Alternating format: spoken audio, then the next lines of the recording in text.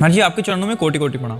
महाराज जी mobile पर आपके प्रवचन सुनने के बाद, नाम बार बार जपने के बाद, जब भी मेरे मोबाइल के सामने कोई बुरा दृश्य आता है तो मैं उसे देखती हूँ, भले ही मुझे पता है कि ये गलत है। इस वजह से बार बार अपने भक्ति मार्ग से भटक। नहीं देखना चाहिए, नहीं देखना चाहिए, ये गलत बात है। ये गलत आदत को छोड़िए। जो गलत आदत है उसको आप अपनाएंगी तो फिर कैसे बात बनेगी।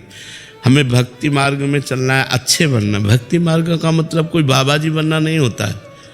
भक्ति चक्रवर्ती सम्राट अम्बरीश जी भी कर रहे हैं। चक्रवर्ती सम्राट हैं अम्बरीश जी, भक्ति कर रहे हैं। सुदर्शन चक्र उनकी रखवाली में रहता है।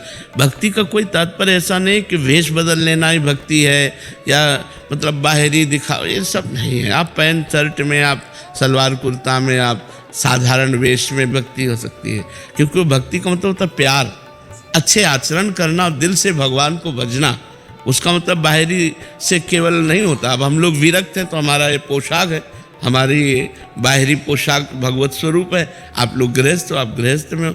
लेकिन हमको गलत आचरण जो हम जानते हैं गलत है, अगर आप गलत दृश्य देखोगे तो गलत आचरण करने का मन होगा कि नहीं होगा, उसमें रुचि होगी कि नहीं। तो गलत आचरण करोगे तो फिर भक्ति का मतलब क्या रहा।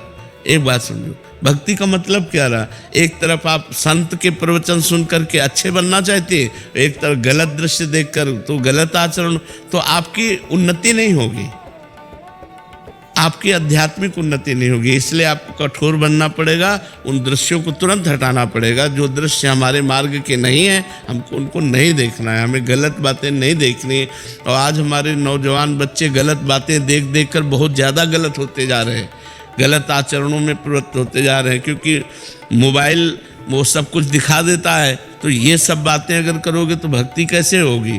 बिल्कुल नहीं, अच्छे बच्चे बनो और ये जब गलतियां हैं इनको छोड़ो, बिल्कुल छोड़ो। सचिन जी शिमला हिमाचल से, राधे राधे महाराज जी। महाराज जी आपके चरणों में दंडवत प्रणाम। महाराज जी भगवत मार्ग के पथिक को भगवत साक्षात्कार होने से पहले ऐसे कौन कौन से अनुभव या संकेत या भाव मिलते हैं जिससे पता चले कि वो सही मार्ग पर चल रहा है। काम आदि विकार निष्प्रभावित होने लगते हैं। जो पूरे त्रिभुवन को अधीन किए हुए है काम,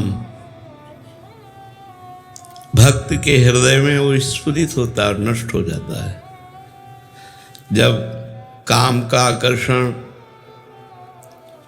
परिवार के मोह का आकर्षण, धन की महत्व बुद्धि, मान प्रतिष्ठा, ये सब छूटने लगने लगे तो समझना चाहिए कि जो मैं नाम जप कर रहा हूँ, जो भगवत कथा वार्ता सुन रहा हूँ, सत्संग सुन रहा हूँ, अध्यात्म में चल रहा हूँ, उसका लाभ हमें मिल रहा है और हम उन्नति को प्राप्त हो रहे हैं।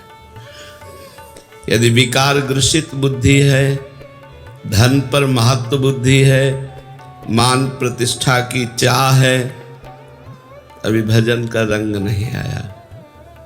भजन का रंग तभी माना जाता है जब इन विकारों पर विजय प्राप्त हो जाए। काम क्रोध मद मान न मोहा, लोभ न क्षोभ राग नहीं द्रोहा, जिनके कपट दम्भ नहीं माया, तिनके हृदय बसहु रघुराया। जहाँ काम क्रोध अभिमान द्वेष राग ये सब नष्ट हो चुके हैं, शांत हृदय है, कोई चाह नहीं, एक अद्भुत आनंद, एक अद्भुत उमंगन, प्रतिपल यही कब मिलेंगे प्रभु, कब मिलेंगे प्रभु। तो समझना चाहिए कि हमारा मार्ग बहुत ठीक है और हम उन्नति को प्राप्त हो रहे हैं। अगर कंचन कामनी और कीर्ति में हमारी प्रियता है तो अभी भजन हमारा रंग नहीं लाया। कामनी प्रिय लगे, धन प्रिय लगे, मान प्रतिष्ठा प्रिय लगे तो समझना चाहिए अभी मार्ग ठीक नहीं है। अभी अध्यात्म मार्ग में हमारी उन्नति नहीं हो रही। अध्यात्म मार्ग में उन्नति तभी मानी जाती है जब इन तीनों पर हमारी अनासक्त बुद्धि हो जाए। न कंचन में, न कामिनी में, न मान प्रतिष्ठा कीर्ति में। तब हमारा भजन सफल माना जाएगा। निरंतर भगवत स्मृति, विकारों पर विजय और मान मदादि का त्याग। समझ पा रहे हैं आप जी?